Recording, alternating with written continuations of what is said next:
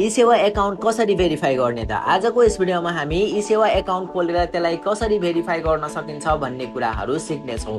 So यो भिडियोमा हामी ई-सेवा एकाउन्ट भेरिफाई गर्नको लागि के डकुमेन्ट्सहरू चाहिन्छ, कसरी भेरिफाई गर्न सकिन्छ, सम्पूर्ण प्रक्रियाहरू स्टेप बाई स्टेप सिकाउने छु। यदि तपाईहरुले पनि यही स्टेप फ्लो गर्नुभयो भने तपाईले पनि आफ्नो ई-सेवा एकाउन्टलाई भेरिफाई गरेर अनलाइन ट्रान्ज्याक्सनहरू ई-सेवाबाट गर्न सक्नुहुनेछ। सो ई-सेवा एकाउन्ट भेरिफाई गर्नको लागि तपाईलाई यी मध्ये केही डकुमेन्ट्सहरू चाहिन्छ। ओके, एप्लिकेसन ओपन गरिसकेपछि ई-सेवा would like to show notification भनेर भन्छ। यसलाई एलो गर्नु होला, एलो गर्दै जानु होला। एलो गर्दै गइसकेपछि यहाँनिर तपाईले आफ्नो मोबाइल फोन राख्नु पर्ने हुन्छ। मोबाइल फोन राखेर सबमिटमा क्लिक गर्नु होला। अब सबमिटमा क्लिक गरिसकेपछि यस्तो इन्टरफेस खुल्छ। यहाँनिर नेक्स्ट नेक्स्ट नेक्स्ट गर्दै जानु होला। यहाँ अब यस्तो इन्टरफेस खुल्छ। यहाँनिर रजिस्टर भन्ने तपाईले बटन देख्न सक्नुहुन्छ। यदि तपाईको एकाउन्ट अलरेडी रजिस्टर छ भने तपाईले रजिस्टर गर्न परेन। यदि छैन भने चाहिँ यहाँनिर रजिस्टरको बटनमा क्लिक गर्नु होला। अब रजिस्टरको बटनमा क्लिक गरिसकेपछि यहाँनिर रजिस्ट्रेसन फर्म भन्ने एउटा फर्म खुल्छ। यसभित्र चाहिँ तपाईले आफ्नो मोबाइल नम्बर, फुल नेम र जेन्डर राख्नुपर्ने हुन्छ। यानी यहाँनिर मैले आफ्नो मोबाइल राख्दैछु, मोबाइल नम्बर तपाईले पनि आफ्नो मोबाइल नम्बर राख्नु होला। तपाईको फुल नेम, यो फुल नेम चाहिँ तपाईको नागरिकतासँग म्याच भएको हुनुपर्छ र जेन्डर यानी तपाईको लिङ्ग चाहिँ यहाँनिर राख्नु होला। र यहाँनिर टिक लाउने अप्सन छ, त्यो टिक लाउने अप्सनमा टिक लगाई प्रोसिडमा क्लिक गर्नु होला। अब प्रोसिडमा क्लिक गरिसकेपछि तपाईको स्क्रिनमा यहाँनिर ओटिपी कोड आउँछ। तपाईको मोबाइलमा ओटिपी कोड आउँछ। यो ओटिपी कोड चाहिँ यो ओटिपी कोड राख्ने ठाउँभित्र राख्न पर्ने हुन्छ। मेरोमा आएको छ र यो ओटिपी कोड मैले राखेको छु। यसै गरी तपाईले पनि आफ्नो ओटिपी कोड जे आउँछ त्यो सेम टु सेम यो यसमा राख्नु होला। र राखिसकेपछि सबमिटमा क्लिक गर्नु होला। सबमिटमा क्लिक गरिसकेपछि अब यहाँनिर क्रिएट एमपिन भन्ने इन्टरफेस खुल्छ। हो, यो एमपिन चाहिँ तपाईले सम्झिने तरिकाले पछि नबिर्सिने तरिकाले 4वटा डिजिटको पिन हुन्छ। त्यो 4वटा डिजिटको पिन चाहिँ यहाँनिर तपाईले राख्नुपर्ने हुन्छ। एभ्री टाइम तपाईले ट्रान्ज्याक्सन गर्दाखेरि यही पिन राख्नुपर्ने हुन्छ। त्यसैले यो पिन चाहिँ कतै सेफ ठाउँमा नबिर्सिने ठाउँमा नबिर्सिने पिन चाहिँ तपाईले राख्नु होला। जस्तै मैले राखेको छु त्यसै गरी 4 डिजिटको पिन, 4 अङ्कको पिन चाहिँ यहाँनिर राख्नु होला। यहाँनिर न्यू पिन र कन्फर्म पिनमा सेम टु सेम तपाईले जे पिन राख्नुहुन्छ न्यू पिनमा, कन्फर्म पिनमा पनि सेम पिन राखेर यहाँनिर कन्टिन्यूमा प्रेस गर्नु होला। सो अब कन्टिन्यूमा प्रेस गरिसकेपछि तपाईको ई-सेवा एकाउन्ट खुलिसकेको छ है। तपाईको ई-सेवा एकाउन्ट खुलिसकेको छ तर तपाईको ई-सेवा एकाउन्ट चाहिँ अझैसम्म भेरिफाई भएको छैन। सो अब भेरिफाई गर्नको लागि चाहिँ तपाईले यहाँनिर अपडेट केवाइसी भन्ने बटन देख्न सक्नुहुन्छ। हो, यसमा क्लिक गर्नु होला। अब केवाइसी अपडेट गर्दाखेरि अघि मैले भनेको जस्तै तपाईसँग 4वटा डकुमेन्ट्स मध्ये केही एक डकुमेन्ट्स चाहिँ अनिवार्य रूपमा चाहिन्छ।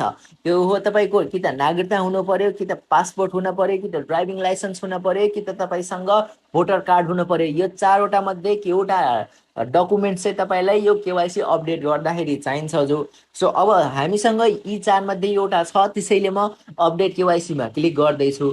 सो अपडेट केवाइसीमा क्लिक गरिसकेपछि यहाँनिर तपाईको डिटेल्सहरू भर्ने इन्टरफेस खुल्छ। यसभित्र तपाईले आफ्नो पर्सनल डिटेल्सहरू भर्नु होला। जस्तै तपाईको नामहरू भर्ने छ, यहाँनिर जेन्डरहरू, तपाईको बाबाको नाम हैन, जेन्डर्सहरू र यहाँनिर कन्टिन्यूमा प्रेस गर्नु होला। यी सबै डकुमेन्ट्स प्रेस गरिसकेपछि कन्टिन्यूमा प्रेस गर्नु होला। अब यो डकुमेन्ट्स भरिसकेपछि यहाँनिर अर्को डकुमेन्ट्स भर्ने इन्टरफेस खुल्छ। यसमा पनि सबै डकुमेन्ट्सहरू फिल गरेर कन्टिन्यूमा प्रेस गर्नु होला। सो अब आफ्नो पर्सनल डिटेल्सहरू सबै भरिसकेपछि यहाँनिर एड्रेस डिटेल्स भन्ने इन्टरफेस खुल्छ। तपाईको नागरिकता र यसमा चाहिँ एड्रेस डिटेल्सहरू म्याच हुनपर्छ। सो यदि म्याच छ भने चाहिँ टक्क यहाँनिर जे छ त्यही, तपाईको नागरिकतामा जे छ त्यही यहाँनिर फिलअप गर्नु होला। सो मेरोमा जे छ त्यही मैले यहाँनिर आफ्नो डिटेल्सहरू, मेरो डिस्ट्रिक्टको डिटेल्स, मेरो टोलको डिटेल्स, मेरो प्रोभिन्सको डिटेल्सहरू यहाँनिर मैले राखेको छु।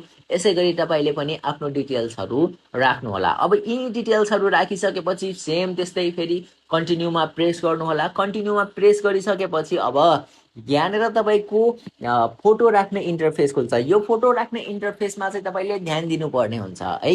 यहाँनिर तपाईले आफ्नो फोटो चाहिँ टक्क यहाँनिर choose your photo or click your photo भन्ने आउँछ। यहाँनिर तपाईँले आफ्नो फोटोहरू चाहिँ अटोमेटिकली यसरी सेट गरेर राख्नुहोला। यो ई सेवाको एप्लिकेसनले तपाईँको पिक्चर चाहिँ अटोमेटिकली क्लिक गर्छ। अब सेटअप गरिसकेपछि यहाँनिर सिटिजनसिप नम्बर र अपलोड सिटिजनसिप भन्ने यहाँनिर लेखिएको छ। हो, यसभित्र तपाईँले आफ्नो सिटिजनसिपको ब्याकको फोटो और फ्रन्टको फोटो यहाँनिर राख्नुहोला। तपाईँको सिटिजनसिप नम्बर भनेको छ, सिटिजनसिपमा तपाईँले आफ्नो नागरिकताको नम्बर राख्नुहोला। नागरिकताको नम्बर पछि इस्यु डेट भनिएको छ, इस्यु डेटमा तपाईँको नागरिकतामा भएको जारी मिति राख्नुहोला। जस्तै मैले राख्दैछु त्यही तरिकाले तपाईँले पनि आफ्नो सबै डिटेल्सहरू भरेर यहाँनिर कन्टिन्यूमा प्रेस गर्नुहोला। ओके, यहाँनिर सबै डिटेल्सहरू मैले भरिसकेको छु। इस्युड डिस्ट्रिक्टहरू, इस्युड मितिहरू, अनि त्यसपछि यहाँनिर नागरिकताको फोटोहरू पनि मैले राखिसकेको छु, आफ्नो फोटोहरू पनि मैले राखिसकेको छु। हो, यसै गरी तपाईँले यहाँसम्म आफ्नो सबै डिटेल्सको फोटोहरू राखिसकेपछि यहाँनिर सेभ एन्ड सबमिटमा क्लिक गर्नुहोला। अब सेभ एन्ड सबमिटमा क्लिक गरिसकेपछि यहाँनिर चाहिँ तपाईँले के भन्नुहुन्छ, अब यहाँनिर चाहिँ तपाईँको सक्सेसफुल्ली सबमिटेड भन्ने इन्टरफेस खुल्छ। ओके, यहाँनिर तपाईँले आफ्नो सबै डिटेल्स राखिसक्नु भएको छ भने यहाँनिर गो टु होम भन्नेमा क्लिक गर्नुहोला। गो टु होममा क्लिक गरिसकेपछि केही समयपछि चाहिँ तपाईँको केवाइसी अलरेडी भेरिफाइड भनेर आउँछ। र यदि यो तरिकाले भएन भने तपाईँले टोल फ्री नम्बर, ई सेवाको टोल फ्री नम्बर मैले कमेन्ट बक्समा राखिदिनेछु। त्यहाँबाट पनि तपाईँले ई सेवाको ग्राहक प्रतिनिधिलाई कल गरेर आफ्नो समस्याहरू केवाइसी भेरिफाई गरिदिन पर्यो भनेर कन्ट्याक्ट गर्न सक्नुहुन्छ।